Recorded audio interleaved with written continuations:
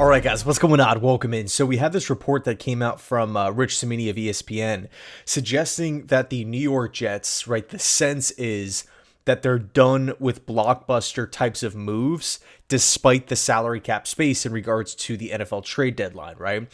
Cimini foresees a pretty quiet deadline day for the Jets and obviously the week leading up to that as well. He goes on to say the Jets have enough cap space to pick up another veteran, but the sense is they're done with blockbusters.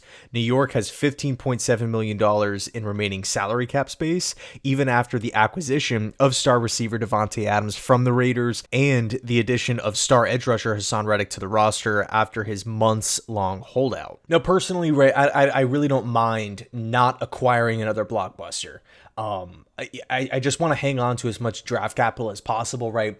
We gave up multiple picks for Aaron Rodgers. We gave up a pick for Hassan Reddick. We gave up a pick for Davante Adams.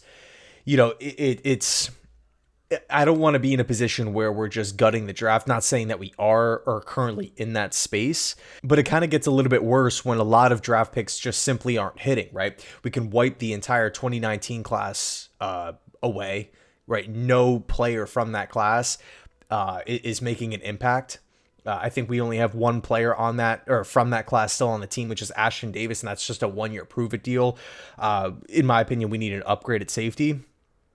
We can talk about, Zach Wilson and Michael Carter and Elijah Moore and just all these different players, right? It's just not looking like they're working out. So again, I don't want to be in a position where I'm trading 2 future picks or something like that to bring in one more star.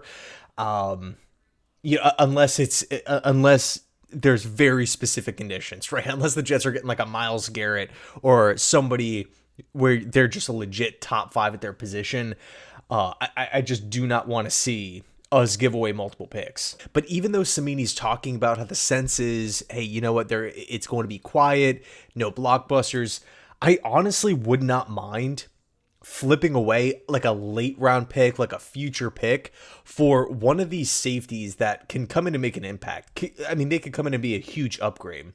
I'm talking about guys like Andre Cisco of the Jacksonville Jaguars, right? The Jags right now, despite their most recent win over New England, over there in London, their second London game, it just looks like they're a mess. And I think Cisco could come right in and be the best safety on the team. I think that's huge. If we can go pluck him off the Jags roster for a late round pick or a future pick or something, I'm talking 5th, 6th, or 7th round pick because, it's not.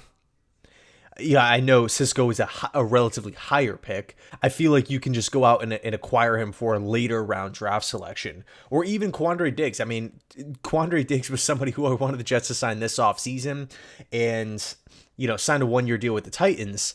And the Titans are not looking all that great this season, only 1 win on the year. And we already have articles talking about potential trade destinations for Quandre Diggs. So I honestly would not mind adding some veteran help, some talent help, some depth at that position. I mean, I don't think the Jets have good safeties to begin with, let alone factoring in the injuries. Ashton Davis is currently hurt, dealing with a concussion.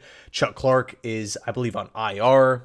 Tony Adams, I believe, is dealing with a hamstring. Jalen Mills has been the best safety all year, in my opinion, right? And I want to see him starting, and thankfully he's healthy. But, I really would not mind adding one more safety at the deadline. But according to beat reporters, the Jets just don't value the safety position. So I don't even know if that's, if these trades are realistic, up to this point. But yeah, we'll see what happens with Mike Williams. Obviously, he's still on the roster as far as the timing of this video is concerned. Does he get flipped? Chargers, Saints, Steelers, Bucks. There's a lot of suitors out there for Mike. Anyway, let me know your thoughts down below in the comment section. What do you want the Jets to do? Do you want them to be buyers? Do you want them to be sellers? Do you want them to stand pat? It'll be cool to hear everyone's individual takes on it. So anyway, let me know your thoughts down below. Thanks so much for watching. I appreciate it. And as always, go Jets.